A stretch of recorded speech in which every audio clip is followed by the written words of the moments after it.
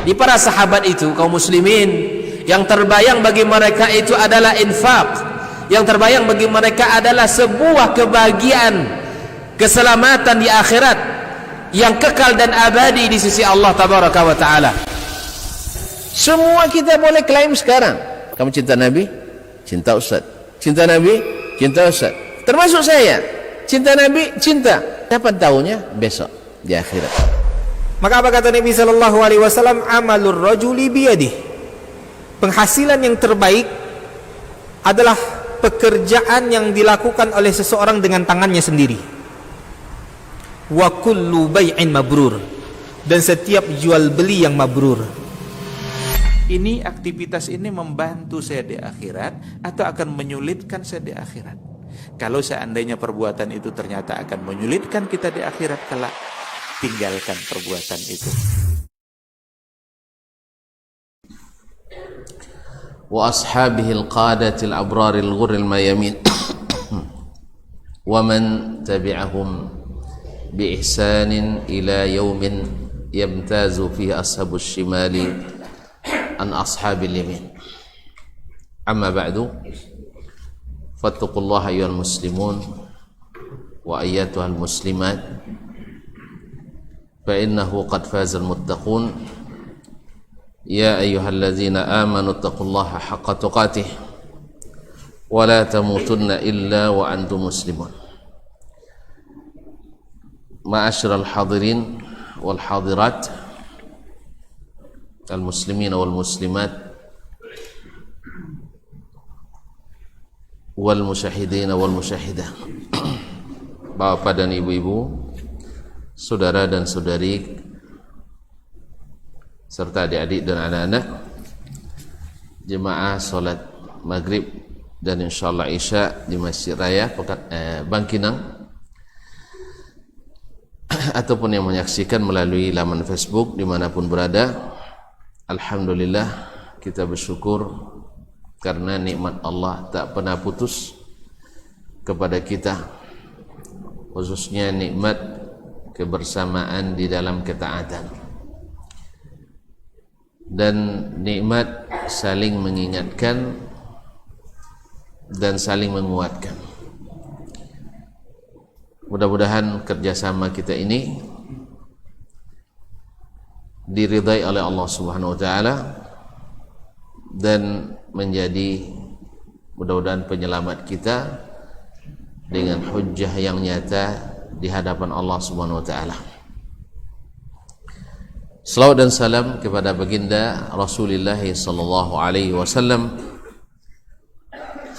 yang pada kesempatan ini kita mengaji di antara sunnah-sunnahnya melalui kitab imam kita Muslim Ibn Al-Hajjaj An-Nisaburi rahimahullah ta'ala.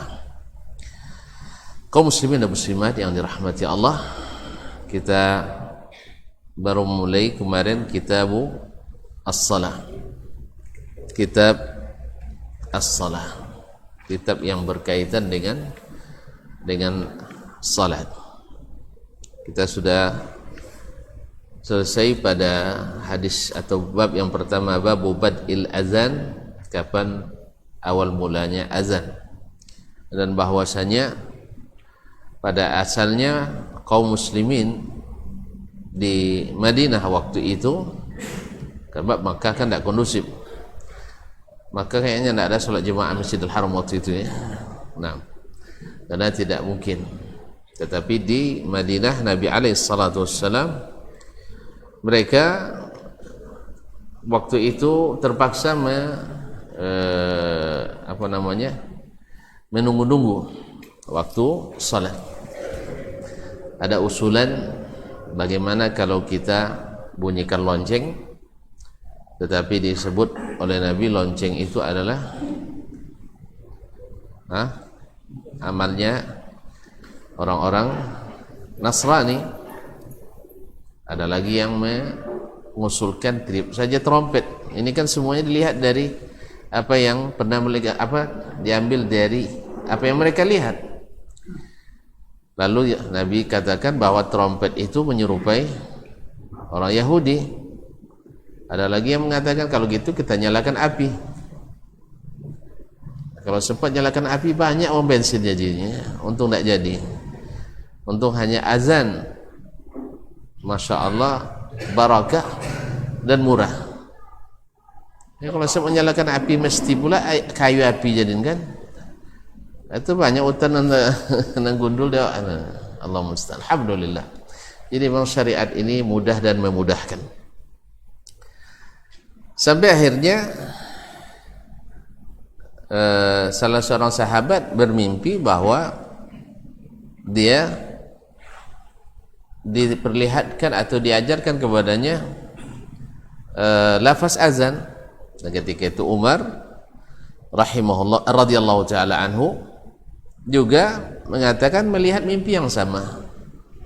Maka ketika mimpinya sudah ini dan Nabi alaihi salatu wassalam meminta kepada Abdullah bin Zaid tersebut untuk mengajarkannya kepada Bilal ibn Rabah, karena alasan Nabi alaihi salatu wassalam fa innahu anda sautan minka, karena dia suaranya lebih merdu, lebih nyaring, lebih syahdu daripadamu. Karena azan itu apalagi waktu itu tidak ada pengeras suara, walaupun sebenarnya perangkat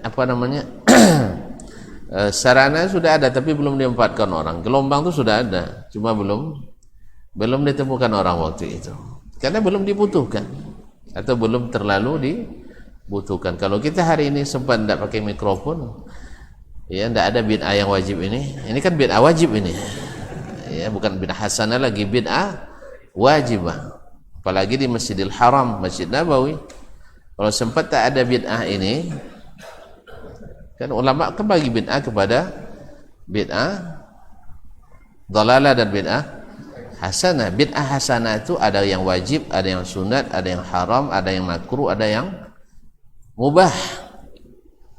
Nah, bid'ah yang dhalalah itu adalah menambah ritual ibadah atau meyakini sesuatu yang tidak diyakini Nabi. Ini semuanya dhalalah. Jelas ya? Adapun bid'ah hasanah yang hukumnya tadi ada yang wajib, ada yang sunat, itu adalah yang bersifat fasilitas, sarana dan alat. Coba lihat, buka buku-buku fikih semuanya, baik Al-Izz bin Abdus Salam ataupun Imam An-Nawawi atau Imam Ibnu Hajar Al-Asqalani rahimahumullah jami'an, mereka rata-rata menyebut contoh bid'ah hasanah itu adalah alat-alat dan sarana, fasilitas. Misalnya pengumpulan Al-Quranul Karim dalam satu mushaf. Ada berubah ritualnya? Ritualnya berubah? Tidak, alatnya saja. Dulu terpisah-pisah di kulit-kulit, sekarang disatukan dalam satu mushaf. Atau mereka membuat contoh sekolah, pesantren. Dulu zaman Nabi ada pesantren? Tidak ada. Tapi ilmu berubah gara-gara itu? Ya tidak. Jadi ini namanya bid'ah hasanah. Tonton kalau dengar bid'ah hasanah itu nolak semua ya. Ini bid'ah hasanah yang dimaksud oleh para ulama itu. Nah, cuman kita hari ini dengar bid'ah terbagi dua, hasanah dan dhalalah, akhirnya ambil hasanah semuanya. Allah musta'an. Ya mungkin salah paham terhadap bid'ah yang harus diluruskan. Kita yang gerah dengar bid'ah hasanah juga harus diluruskan juga. Ya, dan yang sangat doyan bid'ah hasanah juga harus diluruskan bahwa bid'ah hasanah yang dimaksud oleh ulama yang membagi bid'ah itu kepada dua itu adalah sarana, fasilitas, alat yang digunakan yang tak ada zaman Nabi sallallahu alaihi wasallam. Adapun mereka yang sama sekali tak ada bid'ah hasanah, maksudnya adalah dalam ritual, dalam akidah, dalam ibadah yang tidak boleh dimodifikasi, tak ada boleh kreasi dan seterusnya. Sampai ke bid'ah hasanah tadi. Masalah azan tadi. Jadi perlu suara yang lebih keras, suara yang supaya didengar dari jarak yang lebih jauh. Ma'asyiral kiram yang dirahmati Allah Subhanahu wa taala, Kemudian kita lanjutkan dengan babu al-amri bi syaf'il adzan wa itaril iqamah illa kalimat al-iqamah fa innaha mathna. Bab perintah. Kalau perintah berarti dari yang berhak memerintah dalam agama, yaitu Allah atau Rasulullah sallallahu alaihi wasallam. Bab perintah untuk syaf'il adzan, yaitu menjadikan kalimat azan itu syafa'. Syafa' itu artinya dua atau empat atau enam. Tetapi tidak ada, yang ada adalah dua artinya genapkan, yaitu menggenapkan lafaz azan. Wa itaril iqamah, kemudian mengganjilkan iqamah, yaitu iqamat satu-satu, sedangkan azan dua. Illa kalimat al-iqamah, kecuali kalimat qad qamatis salah. Kalimat qad qamatis salah disebut kalimat iqamah. Ya, kalau hayya 'ala salat disebut kalimat apa? Hayy 'ala. Baik alaihi salat ya al-falah disebut hayy 'ala. Jelas? Kalau alhamdulillah hamdalah. Kalau bismillah basmalah. Kalau la haula wala quwata illa billah hauqala. Ini perlu belajar bahasa Arab lagi nampak ya. Hauqalah. Jadi illa kalimat al-iqamah, yaitu qad qamatis salah. Dinamakan iqamat karena mendirikan salat. Qad qamatis salah. Fa innaha masna.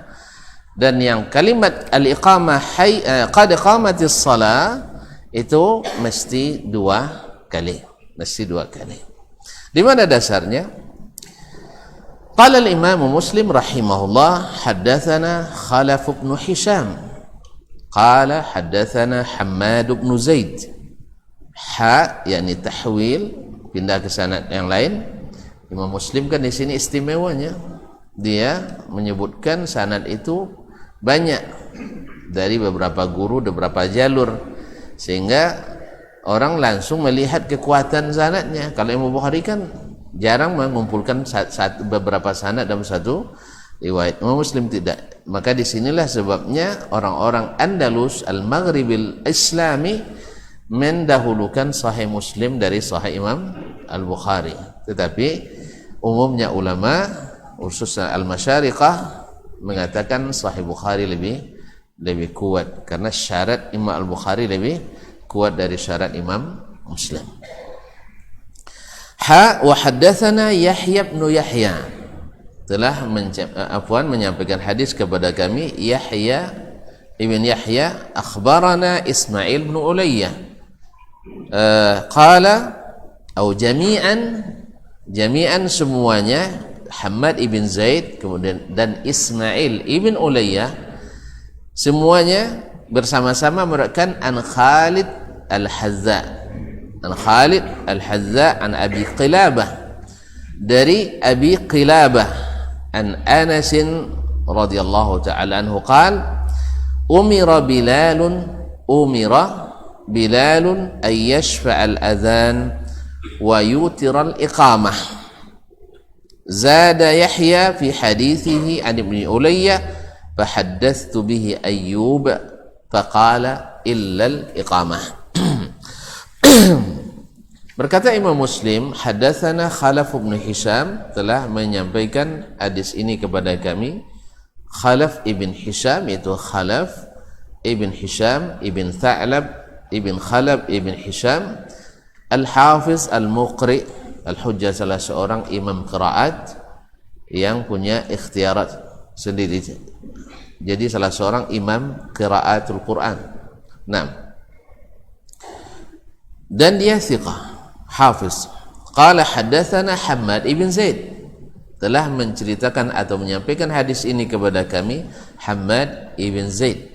Itu Hammad ibn Zaid ibn Dirham al-Basri, thiqatun. Ha, sanad lain Imam Muslim meriwayatkan dari syekh yang lain pula. Wa haddatsana Yahya bin Yahya, telah menyampaikan kepada kami Yahya anak Yahya. Jadi ayah sama anaknya sama nama. Ya, sama nama. Jadi bini payah membo. Ya pakai payah membo kan. Apa cara orang? Jadi kalau membo anak, membo Yahya. Kalau membo ayah, Abu Yahya, gitu ya. Ayahnya Yahya, walaupun Yahya aja. Tapi orang Arab kan tidak masalah sabut nama laki tu kan. Iya. Di situ ancak lopong yang awak lah. Walaupun dua gila bini, tetapi jangan sabut nama laki. Pertahankan tu bagus lah, ada masalah tu. Nah, iya. Kalau Arab biasanya buatnya Omarnya. Tak. Kalau awak tak, jangan coba-coba lah sabut nama lemannya. Jatuh tak lacik. Allah Ustaz. Memang Indonesia tu hebat ya, Masya Allah, Alhamdulillah. Mantap betul.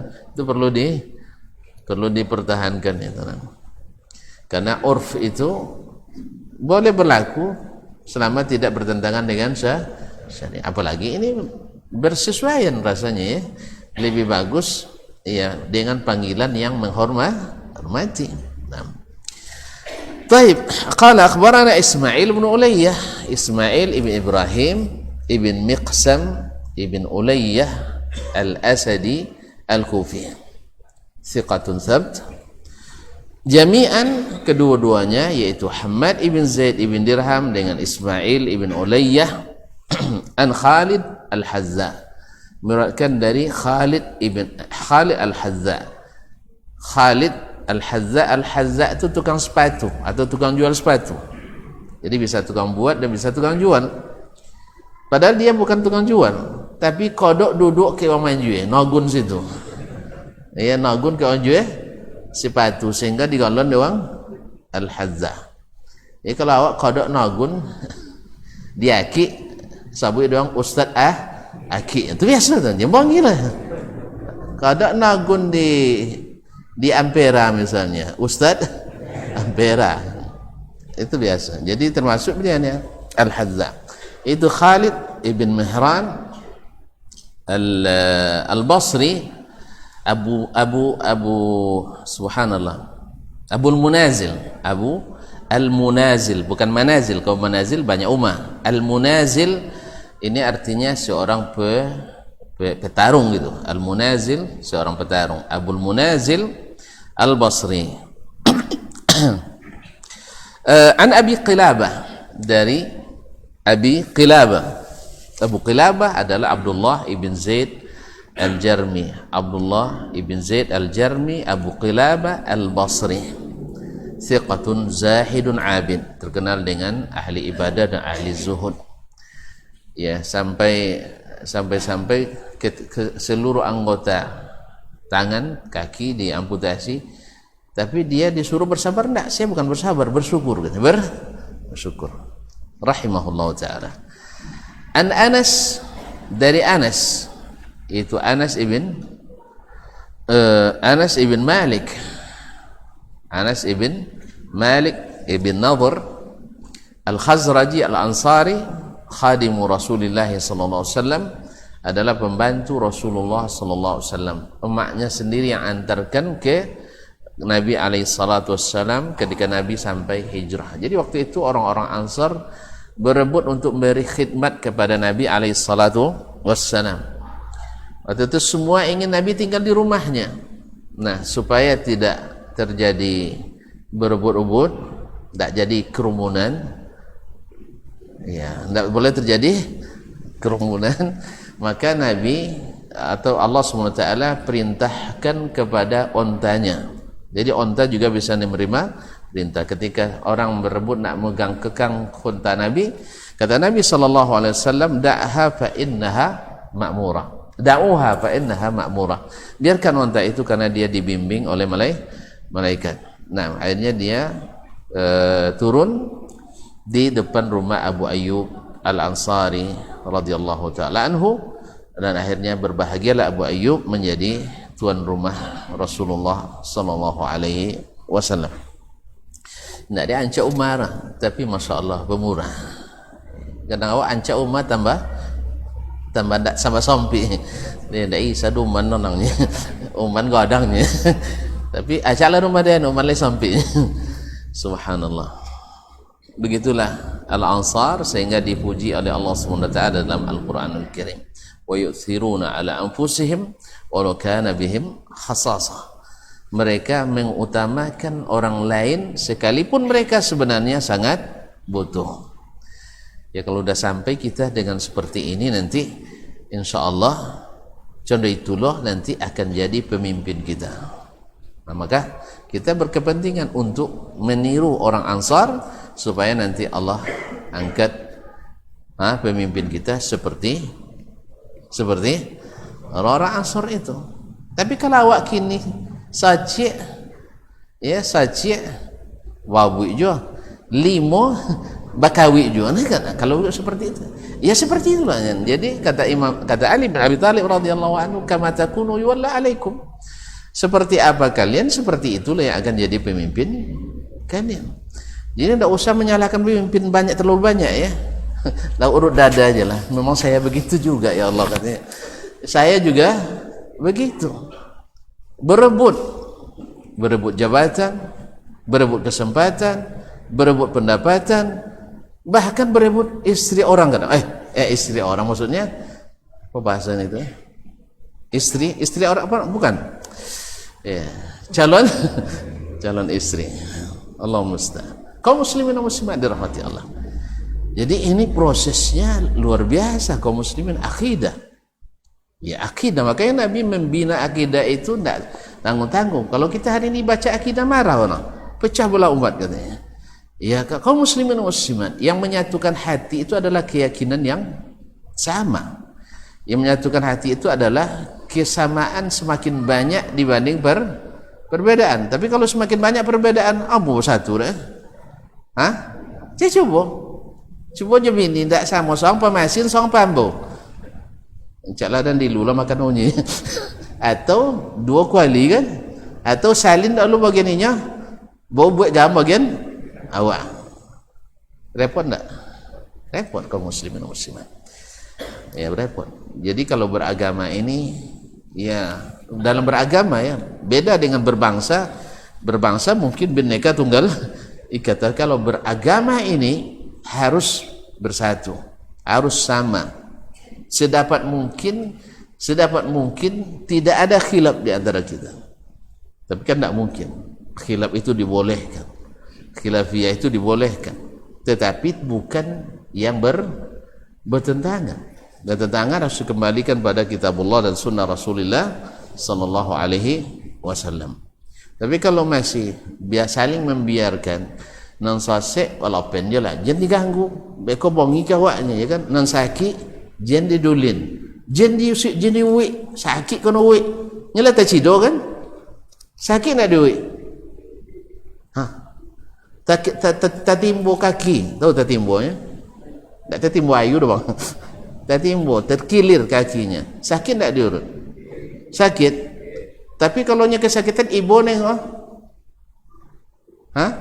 Jadi enggak bisa. Jadi harus diberikan terapi, harus diobati, walaupun kadang-kadang yang sakit tak merasa sakit, tiba-tiba lah mati aja. Enggak sakit danangnya. Kawasan dalam lah usah. Kayak gitu, dia enggak merasa sakit. Ya, ada pula orang masya Allah tubuh atletis, ya badan proporsional kan, ganteng loleh. Masya Allah, bajambang. Pokok tapi sudah kayaknya suami ini tidak bisa banyak. Kan iya? Kan tidak nampak sakit lah. Jadi tidak bisa kaum muslimin dan muslimat dirahmati Allah. Jadi harus diobati. Jadi ada yang tidak merasa sakit. Makanya ketika Nabi SAW dulu datang diutus, orang Quraisy tidak merasa sakit kan? Kan tidak merasa sakit mereka. Kang lah menaman je kami tibong ganggu matnya, kan itu bahasa. Lah nyaman kami, tidak ada bantah-bantah lah tiba orang kami berbantah jadi. Itu wak salang Nabi loh. Wak salang Nabi. Enggak. Demikian pula sekarang ini, karena sudah terlalu banyak yang jauh dari sunnah Nabi SAW, lalu kita ajak kembali kepada sunnah Nabi SAW, tentu akan terjadi setidaknya benturan, khususnya mereka yang tidak mau memahami sesuai dengan pemahaman as-salaf as-salih dulu, para sahabat dan para tabi'in. Itu kerja berat yang perlu kesabaran besar, sebagaimana sabarnya para nabi dan rasul alaihimu as-salatu wassalam. Bangi wang jenata lo bangi itu maksudnya kan. Bangi wang jenata bangi. Tak singgung awak jenata, tak singgung caklah ndak apa yang. Baiklah kaum muslimin dan muslimat. Nah, Anas bin Malik radhiyallahu taala anhu adalah salah satu orang yang mendapat keberuntungan memberi khidmat kepada Nabi sallallahu alaihi wasallam. Sehingga beliau karena masih anak-anak umur 10 tahun banyak melihat sesuatu yang orang lain tak bisa lihat di rumah Nabi alaihi salatu wassalam, dan semua kenangan itu adalah indah seperti yang dia kisahkan. Dan Anas adalah orang yang terakhir di antara sahabat wafat di Basrah. Ya, umurnya hanya lebih kurang 103 tahun. Dan anaknya lebih dari 100. Masuk cucu saya. Nah, artinya dia hidup sudah melihat anak cucunya lebih dari 100 orang berkat doa Rasulullah sallallahu alaihi wasallam. Qala umira Bilal ay yashfa'al azan. Bilal diperintahkan. Ini masalah usulul hadis, apakah dikatakan diperintahkan kepada seorang sahabat, apakah itu perintah Nabi atau bisa saja perintah selain Nabi? Sebagian ulama mengatakan bisa saja selain Nabi, berarti ini tidak masuk sunnah Nabi, tidak masuk sunnah Nabi SAW. Bahwa yang terkandung dalam hadis ini, Bilal disuruh untuk untuk azan dua kali. Nah, apakah itu perintah? Tapi sebagian besar ulama, jumhur ulama mengatakan tidak. Yang berhak memerintah itu hanya Allah dan Rasul sallallahu alaihi wasallam dalam syariat ini. Nah, kalau dikatakan oleh sahabat, ini sahabat ya, bukan kita, diperintahkan sahabat, baik Nabi masih hidup atau Nabi sudah enggak, selama Nabi masih hidup, bahkan setelah Nabi mati, kalau mereka mengatakan di zaman Nabi masih hidup kami diperintahkan, maknanya adalah Rasulullah sallallahu alaihi wasallam. Maka yang seperti ini dianggap hadis marfu, hadis yang diriwayatkan dari Rasulullah sallallahu alaihi wasallam, karena maklum bahwa pada saat Nabi masih hidup itu tidak ada yang berhak memerintah kecuali Rasulullah sallallahu alaihi wasallam. Maka dia menjadi sunnah Nabi alaihi salatu wassalam, bahwa yang merintah itu adalah Nabi. Umira Bilalun ayyashfa'al adhan wa yutiral iqamah. Bilal tadi kan sudah diajarkan lafaz azan, yaitu berapa kalimat? Maksudnya dua kali. Allahu Akbar, Allahu Akbar, Allahu Akbar, Allahu Akbar. 4 ya. Asyhadu an la ilaha illallah, asyhadu an la ilaha illallah. 6, asyhadu anna Muhammadar Rasulullah, asyhadu anna Muhammadar Rasulullah. 8 ya. Apa lagi? Hayal salah, hayal salah. 10. Hayal al falah, al falah. 12. Apa lagi? Allahu Akbar, Allahu Akbar, la ilaha illallah. Berapa? 6? 14 ya. 14. Hah? Nah, terjadi khilaf. Woi, kalau seandainya 15 itu ganjil hitungannya saya. Ini genap tadi. 14 6. Dah? Kecuali untuk pecah seperti pendapat yang ganjil dari Imam Malik rahimahullah, bahwa Allahu Akbar hitung 1 kali berarti 4. Ya, 4. Berarti tambah 4 lagi berarti 18. Nah, kaum muslimin dan muslimat, iqamah ya menurut mazhab jumhur itu 11. 11. Nah. Baiklah kaum muslimin dan muslimat dirahmati Allah. wa yutirul iqamah, yaitu mengganjilkan iqamah, yaitu satu-satu kata. Nah, ganjil di sini apakah Allahu Akbar atau Allahu Akbar? Nah, sebab sebagian saya melihat, termasuk di kampung saya, waktu saya masih kecil dulu sampai beranjak dewasa, orang qomat di kampung saya dulu Allahu Akbar, asyhadu an la ilaha illallah. Tapi setelah saya pulang dari Madinah, berubah, saya dengar jadi Allahu Akbar sekali. Nah, ya. Saya belum sebagian, bukan semuanya, sebagian. Ya, itu adalah pendapat yang sangat lemah. Yang sahih adalah karena ulama menghitung Allahu Akbar itu satu. Makanya di antara fatwanya ulama adalah bahwa Allahu Akbar masih disambung antara Allahu Akbar yang pertama dengan Allahu Akbar yang kedua. Maka qamat yang sahih, dan ini pendapat kebanyakan ulama, adalah yaitu Allahu Akbar asyhadu an la ilaha illallah, bukan Allahu Akbar asyhadu an la ilaha illallah. 11 bukan 9, ya, 11 bukan 9. Nah, kaum muslimin dan muslimat dirahmati Allah, dan pendapat yang mengatakan satu kali itu adalah pendapat yang ganjil.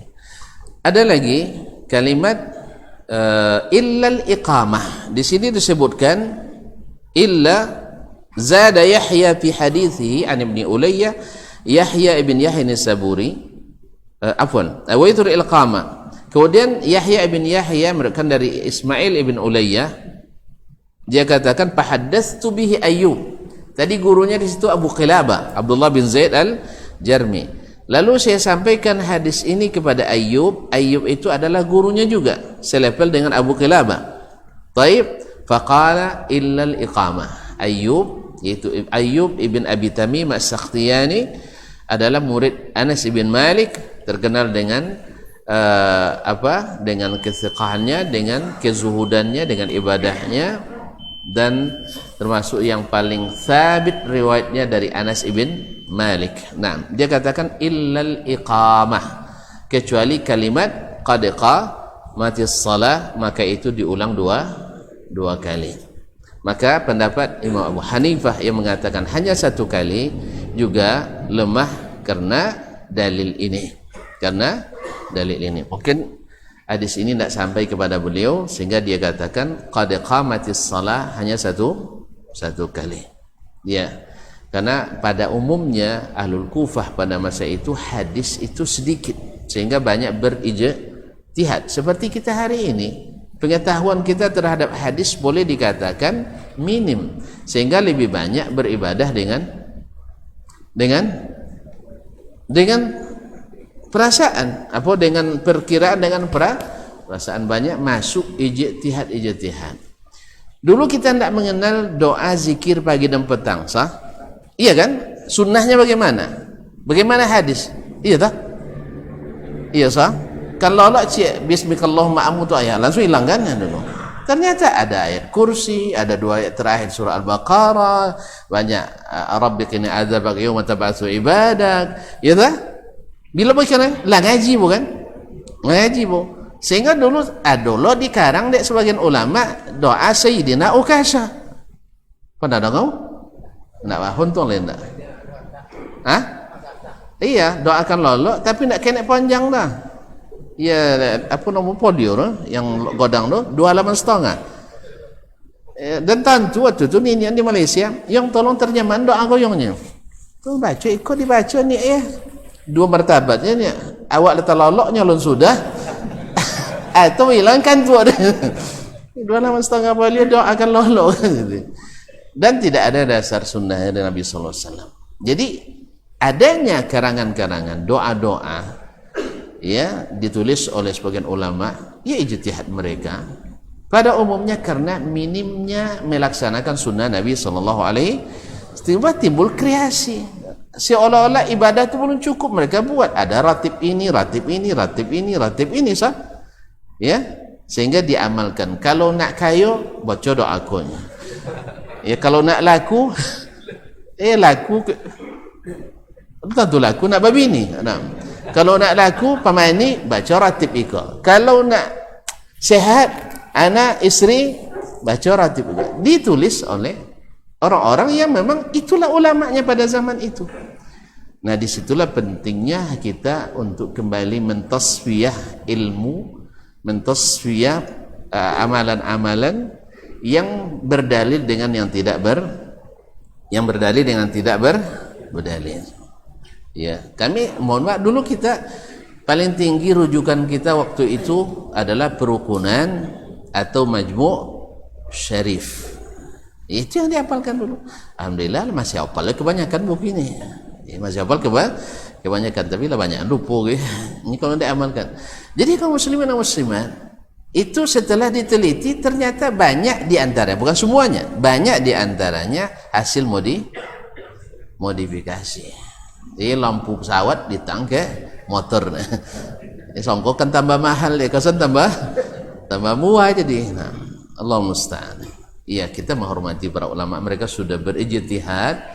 Cuman tentu saja yang diamalkan dan diajarkan Nabi lebih indah dan lebih barakah dari yang hanya sekedar pendapat dan tadi hanya sebagai kias. Wallahu taala alam. Dan semoga Allah SWT mengampuni dosa kita dan dosa-dosa guru-guru kita dan melipat gandakan amalan mereka. Amin ya rabbal alamin. Baik, sudah waktu azan. Baik, silakan.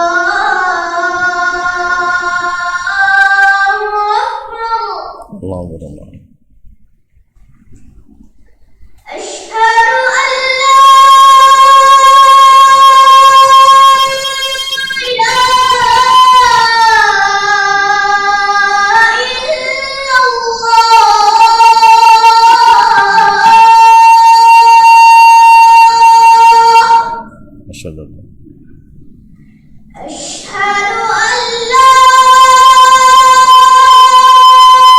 إله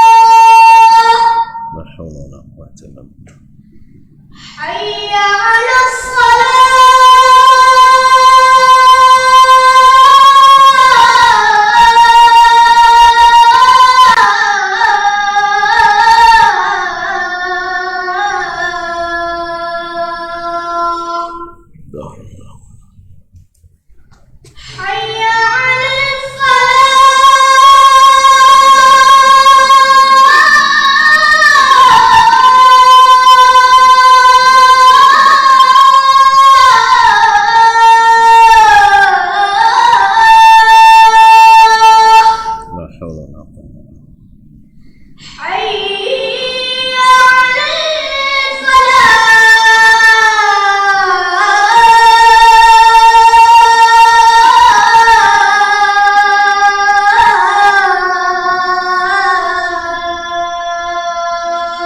La haula wala الله أكبر الله أكبر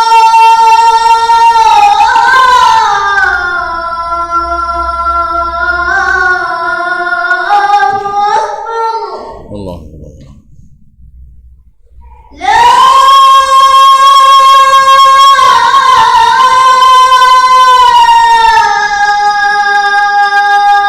إله إلا الله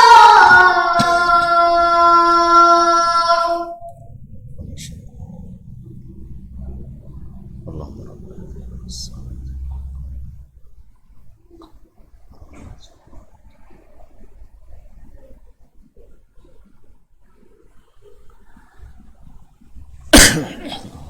Ma'asyarul muslimin, ma'asyarul muslimat dirahmati Allah. Berarti kesimpulannya bahwa al-masyhur wal ma'ruf, bahwa iqamah itu atau azan itu adalah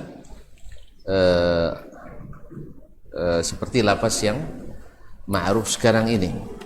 Yang ma'ruf seperti sekarang ini. Dan sebagian ulama mengatakan bahwa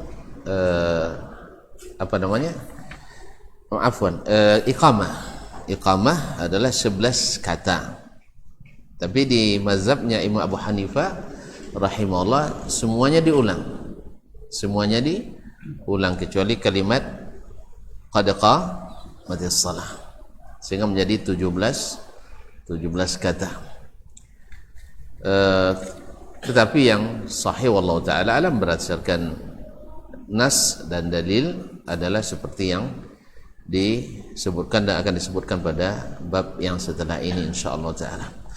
Baik kaum muslimin, kemudian ada beberapa hadis lagi, 3 hadis lagi riwayat dan isinya sama dengan apa yang tadi disebutkan. Berkata Imam Muslim rahimahullah, wa haddatsana Ishaq ibn Ibrahim al-Hanzali qala akhbarana Abdul Wahhab al-Thaqafi qala haddatsana Khalid al-Hazza an Abi Qilabah an Anas bin Malik radhiyallahu ta'ala anhu qala zakaru ay yu'limu waqta as-salati bi syai'in ya'rifunahu fadzakaru ay yunawwiru naran aw yadribu naqusan fa umira Bilalun ay yashfa al-adhan wa yutir al-iqamah. Ini riwayat ini menyebutkan sebagian kisah yang terdahulu. Telah menyampaikan hadis ini kepada kami Ishaq ibn Ibrahim al-Hanzali, yaitu Ishaq ibn Ibrahim ibn Makhlad al-Khurasani al-Hanzali. Disebut oleh Imam Ahmad ma'abara ilaina nahra ma'abara ilaina min Khurasan afqahu min Ishaq. Tidak ada yang menyeberang kepada kami dari Khurasan yang lebih faqih dari Ishaq. Dia sejawat dengan Imam Ahmad dan kedalaman fikihnya juga ya beda-beda sedikit dengan Imam Ahmad, tetapi tetap Allah SWT melebihkan sebagian hambanya dari yang lain. Imam Ahmad punya mazhab Al-Hambali, sedangkan Ishaq tidak memiliki mazhab. Qala akhbarana Abdul Wahhab al-Thaqafi, telah memberitakan kepada kami Abdul Wahhab al-Thaqafi atau Abdul Wahhab ibn Abdul Majid al-Thaqafi thiqatun.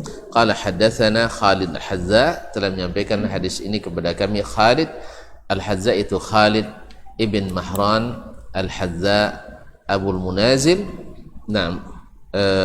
al-Basri an Abi Qilabah, dari Abu Qilabah sudah kita sebutkan sebelumnya, Abdullah ibn Zaid al-Jarmi thiqatun faqihun wa zahidun abid. An Anas ibn Malik, dari Anas ibn Malik radhiyallahu ta'ala anhu qala dzakaru, mereka menyebutkan berbicara tentang ayyu'limu waktu salat, bagaimana memberitahukan datangnya waktu salat, bisyai'in ya'rifunahu, dengan sesuatu yang bisa mereka kenali, disepakati. Fadzakaru ayyunawwiru naran, ada yang mengusulkan supaya dinyalakan api, au yadribuna qusan, atau membunyikan lonceng. Fa umira Bilalun, lalu diperintahkan kepada Bilal ayyashfa al-azan wa yuktir al-iqamah. Ini diringkas kisahnya. Akhirnya Bilal disuruh untuk azan dua kali kalimatnya diulang-ulang, kemudian qamat dengan lafaz yang ganjil kecuali al-iqamah. Qad qamatis shalah dibaca dua kali.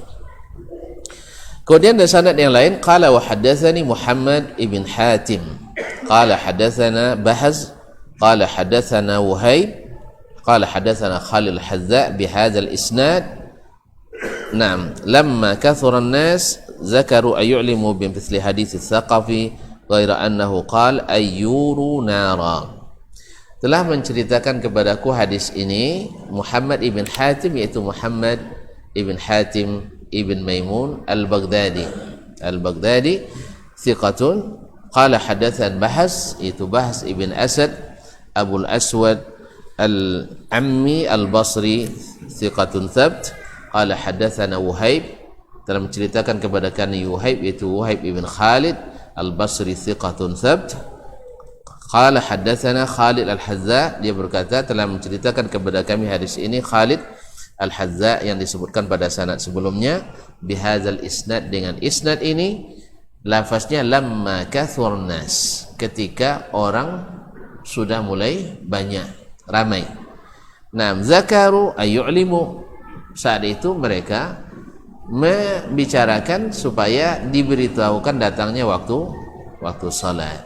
Ya, karena kalau sudah banyak begitu ya perlu pemberitahuan. Makanya azan itu kaum muslimin adalah pemberitahuan. Makanya kalau pemberitahuan, jangan pas pemberitahuan langsung tutup. Pengumuman, pendaftaran dibuka dan langsung ditutup hari itu, tidak mungkin. Dan saat ini juga ditutup. Maka azan langsung iqamah itu tidak ada rumusnya. Tidak ada rumusnya kecuali antum musafir. Karena musafir kan hanya kita aja yang salat, tidak ngajak orang lain. Tapi kalau di waktu sedang bermukim, maka azan harus ada intervalnya dengan iqamah, harus ada jaraknya, supaya orang-orang yang tadi lupa bisa bersiap. Dan jaraknya adalah lebih kurang seseorang bisa, kalau dia junub, bisa mandi dengan tenang, ya.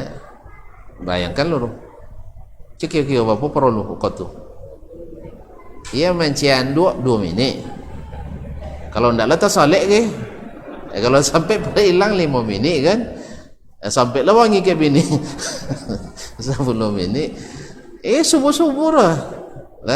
Sudah itu kasan la bila yukula, baisila dulu perlu minit, ndak, ini airnya sudah tersedia ya. Jadi itu diperkirakan, khususnya subuh itu panjang harusnya. Apalagi ini perlu juga diperhatikan oleh khususnya pemerintah ya, Kemenak, ini harusnya dikajian bahwa jadwal salat kita yang ada di kalender itu, atau apa istilahnya, di jadwal sepanjang masa itu sudah banyak dibuktikan oleh para ustadz, para peneliti, termasuk di Arab Saudi sendiri, bahwa waktu subuh itu masuknya rata-rata setelah azan dikumandangkan. Dan Syekh Ibnu Utsaimin pernah menyebutkan ini dalam fatwanya, dalam kitab, dalam majmu' fatwanya, bahwasanya ada orang-orang yang tinggal di perkampungan, di kota kan tidak nampak fajar itu lagi kan, fajar shadiq itu tidak nampak sebab bercampur dengan cahaya listrik, kecuali kalau dimatikan oleh PLN. Makin kabarnya ada gelap ya. Itu kesempatan untuk lihat fajar shadiq itu. Masih gelap? Enggak, alhamdulillah, dah damai. Iya, semoga win-win solution. Kaum muslimin dan muslimat dirahmati Allah SWT. Aneh juga masuk berita nasional kita, tapi selalu untuk yang buruk-buruk. Itu masalahnya. Yang bagus-bagus kok tidak ditonjolkan, kok yang masalah-masalah terus ya. Allah musta'an. Demo bupati dulu kan, bupati pertama di Depo di Indonesia adalah bupati Hebat orang Kampar. Kau muslimin dan muslimat dirahmati. Sampai mana tadi? Hah? Nah, jadi azan itu pada umumnya belum masuk waktu subuh. Artinya belum terbit fajar shadiq. Beliau menyebutkan, dan juga pernah diteliti oleh beberapa orang ustaz di Batu Malang, ya di Malang itu, mereka dengarkan azan dan dilihat ke ufuk timur, fajar shadiq belum terbit. Jarak interval waktunya lebih kurang 15 sampai 20 menit. 15 sampai 20 menit. Kalau Syekh Ibnu Utsaimin menyebutkan 13 sampai 20 menit jaraknya dengan yang waktu salat sepanjang masa ini. Oleh sebab itu, bapak-bapak dan ibu yang kaum muslimin dimuliakan, terusnya bapak-bapak ya, tolong jangan komatnya terlalu cepat subuh itu. Nah, jangan komat terlalu cepat. Ditambah lagi masalah jam digital ini selalu maju. Terus terang ini, makanya kadang Jumat saya sekarang, mohon maaf dan saya beritahukan sekarang, kenapa Jumat kadang-kadang saya agak lambat naik mimbar. Sebab terlambat 3 menit memang jemaah gelisah, ya, tapi tidak masalah. Terlambat kan tidak masalah kan? Sah tidak khutbahnya? Sah. Cuman kalau belum masuk waktu 3 detik, bisa khutbah kita tidak sah. Makanya besok kalau agak terlambat saya naik, saya memang cocokkan jam 3 jam saya 3 alat saya cocokkan, 3 aplikasi. Ternyata jam kita sering maju. Digital ini di banyak masjid saya memang nakal mata saya dikit kalau ke jam itu. Ya, setiap masuk masjid saya akan lihat jamnya. Oh, jam ini maju 3 menit digital ini. Patutlah azannya semalam, awak tengah sahur bunyilah azan itu. Esok tu pas berbuka orang lalu azannya azan dah. Itu tidak untung, bisa batal puasa kita. Walaupun tidak berdosa tapi batal, harus diulang lagi. Jelas kaum muslimin? Azan itu mantap muazin copet puasa buka. Tidak bisa. Pas tiba sahur ngibangi kayaknya. Tiba buka. Mantap dia. Jadi tidak bisa kaum muslimin dan muslimat dirahmati Allah. Jadi mohon ya kepada para muazzin tidak boleh pula melambatkan azan, tidak boleh.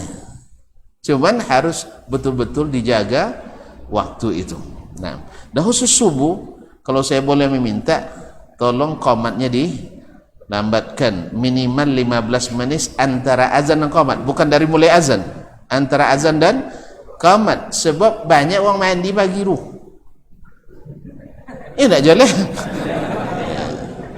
Itu kalau akan terlambatnya, tak apa musajid awak salah. Ya deh. Tu apa cara yang copet datang? Yang cepat datang banyak pahalanya. Menunggu solat sambil duduk, bahkan sambil lolok, dapat pahala. Iya, serius ini. Alhamdulillah. Yang tak sepuluh nangan itu masalah. Tapi kalau Masya Allah, ada beberapa masjid saya tandai di Pekanbaru itu, jadi azannya sudah duluan dari orang 3 menit, kemudian tidak sampai salat 2 rakaat, tidak sampai. Kalau sampai, istilahnya kalau panjang, kayaknya baca kul huwallah, dia tu baca ara'aita ala jole kala waduh. Alun salun waktu akhirnya lah qamat tu. Jadi awak tak lihat tu apa baca kan? Kalau ini sangnya inna atau inna akal kautsar ni kan baca lo inna atau inna rajulo kan dah. Allah musta'an. Walaupun sunnahnya sunat pagi itu subuh itu sunatnya dipendekkan memang. Cuman bukan maksudnya cepat komat. Ini salah paham. Makanya kita perlu ngaji sunnah itu kaum muslim. Perlu ngaji sunnah ini. Jadi jangan main kira-kira uang Nabi pekojo ustaznya. Kan banyak Nabi motong. Itu tidak masuk alasan. Karena sebab kaum muslimin dan muslimat dirahmati Allah, kadang-kadang terlalu dibuat-buat. Kan itu terlalu dibuat-buat. Kalau memang antum memang waktu kerjanya nak cepat, solat di masjid yang dekat pabrik. Iya nak? Kok nak pergi ke kandang ayam, solatkan saja dekat kandang ayam. Kan tak mesti solat di masjid raya. Jalan-jalannya. Makanya sabun ke makmum muazin sitan jangan tidur nanti dan ya. Jadi raya beko terlambat beko jo ya. Termasuk sitan solat. Misalnya bisa diatur semua kaum muslim. Nanti lo. Nah. Besok kalau Ramadan kan orang udah azan, tapi kita udah tahu bahwa waktu itu azan itu terlalu cepat 15 sampai 20 menit. Tunggu dulu, antum kan belum pasti kan, anak hanya menyebutkan wacana nih, perlu diteliti oleh para ahlinya. Sebab ini kan dihitung di atas meja kan. Mohon maaf, waktu ini kan dihitung oleh ilmu ahli hisab di atas meja atau di perginya ke Upuk. Nah yang ante gunung tuh tengok deh, ala masuk. Atau dihitung di meja, atau di komputer, agak canggih kan? Iya, di komputer. Nah, berarti kio-kio atau nyato? Kio-kio. Kan tadi dibandingkan antara kira-kira perkiraan ilmu hisab. Hisab itu kan kira-kira. Ya. Kemudian dibandingkan dengan kenyataannya itu gitu. Ambo lo meneliti lah. Maka nak berani fatwa kan ambo kan nukil tadi fatwa Syekh Ibnu Utsaimin, tak fatwa dia dulu. Dan fatwa tidak boleh dinukil katanya. Jelas? Makanya ambo minta tadi diteliti. Untuk lebih hati-hati, makanya qomat jangan capek anu. Tapi lah di Subway dah di Ale dah Pak Haji tadi 20 minit sekak, berarti mudah-mudahan aman insyaallah taala. Dari sisi itu sudah aman. Salat masjid raya subuh mah. Ya laman nah insyaallah. Anak saya khawatir saja yang cepat qomat itu, kalau betul itu, saya tidak bisa pastikan, saya belum meneliti. Ya tapi orang menelitinya orang-orang thiqah. Ya. Kalau betul apa yang dikatakan itu, kita azan sebelum waktu salat, lalu kita salat qomat cepat, takut salat subuh sebelum waktu. Nah, ambo belum memutuskan lah. Tolong diteliti. Nah, tolong diteliti dan awak kita hanya menyampaikan kepada para pemangku kebijakan. Ya kalau seandainya memang harus direvisi apa salah? Cik waktu subuh revisi rumahnya. Ya kan yang lain-lain insyaallah sudah okey. Jelas? So jangan apa dah. Lazan mau masjid raya makannya jilan dak datang tu dak tanggung dah. Jalannya tetap kalau untuk puasa ikuti saja dulu yang karena kalau lazan berhenti makan ke ya. Ya tak bahkan 10 minit sebelum azan lah berhenti makan sana ugi tu. Ya makan ugi. Nah. Baik, Allah sudah itu. Nah, ada satu riwayat lagi bahwa lafaz tadi ayu'limu bimithli hadis Ats-Tsaqafi sama dengan hadis Abdul Majid Ats-Tsaqafi, Abdul Wahab bin Abdul Majid Ats-Tsaqafi yang di atas, tapi tadi yunawwiru lafaznya di sini yuru. Maknanya sama. Yuru bukan euro. Euro piti Pak. Yuru yaitu menghidupkan. Afara'aitumun nar allati turun. Apakah kalian tidak perhatikan api yang kalian nyalakan? Nah, jadi turun au tunawwiru au yunawwiru au yuru itu sama artinya, yaitu menghidupkan api. Baik. Kemudian wa haddatsani Ubaidullah bin Umar Al-Qawariri telah menyampaikan hadis kepadaku Ubaidullah bin Umar Al-Qawariri qala haddatsana Abdul Waris Ibn Sa'id telah menceritakan kepada kami hadis ini Abdul Waris Ibn Sa'id Ibn Zakwan Abu Sa'id Al-Ambari Al-Basri wa Abdul Wahab Ibn Abdul Majid Ats-Tsaqafi, dua-duanya keduanya mengatakan hadatsana Ayyub, telah menceritakan hadis ini kepada kami Ayyub, yaitu Ayyub bin Abi Tamim As-Sakhtiyani Al-Basri, imamun zahidun an Abi Qilabah dari Abu Qilabah sudah sebutkan tadi, an Anas dari Anas qala, dia berkata umira Bilalun ayyashfa'al azan wa yutiral iqamah. Bilal diperintahkan untuk azan dengan lafaz yang genap dan qamat dengan lafaz yang ganjil, itu dua kali azan sekali qamat, kecuali lafaz hayya qad qamatis salat 2 kali.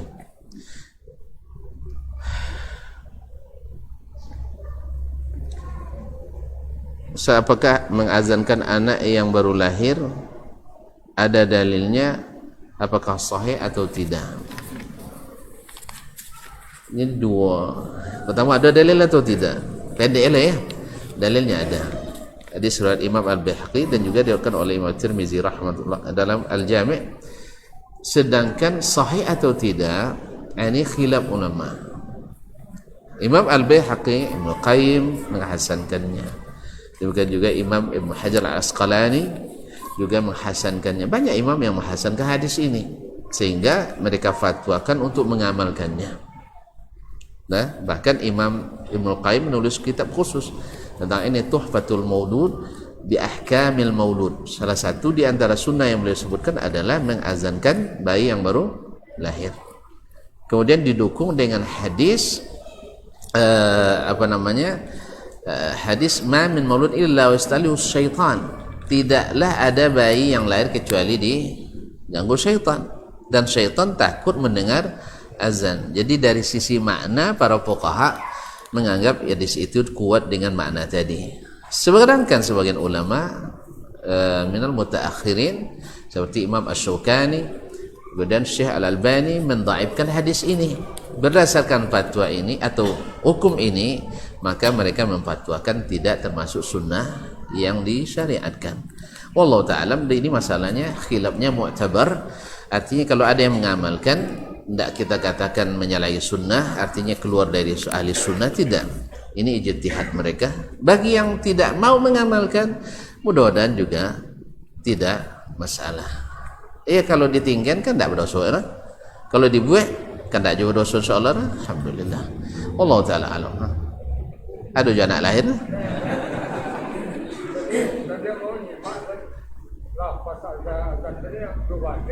Nah, cuba. Dua bolehnya. Allahu akbar, Allahu akbar, cik. Allahu akbar, Allahu akbar, dua. Asyhadu an la ilaha illallah, tiga. Asyhadu an la ilaha illallah, empat. Asyhadu anna Muhammadar Rasulullah, 5. Asyhadu anna Muhammadar Rasulullah, 6. Hayya 'alas shalah, hayya 'alas shalah, 8.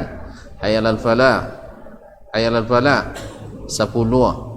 Allahu akbar, Allahu akbar, 11. La ilaha illallah, 2 tu. Ya, nyawa punya tadi. Boleh, salah hitung. Itu lah mau sama hitung tu tiba. Ya, 2 boleh. Ya, makasih tu. Ini mau anda boleh mau sama metong ni. Yalah, jazakallah khairan. Iya, dua boleh ya. Ahsan. Ini tadi semua fokus metong iqamat tadi tu. Allah musta'an. Yalah, terima kasih banyak. Jazakallah khairan. Baik, kita tutup sampai di sini. Subhanakallah bihamdik. Asyhadu an la ilaha illa anta astaghfiruka wa atubu ilaik. Wassalamualaikum warahmatullahi wabarakatuh.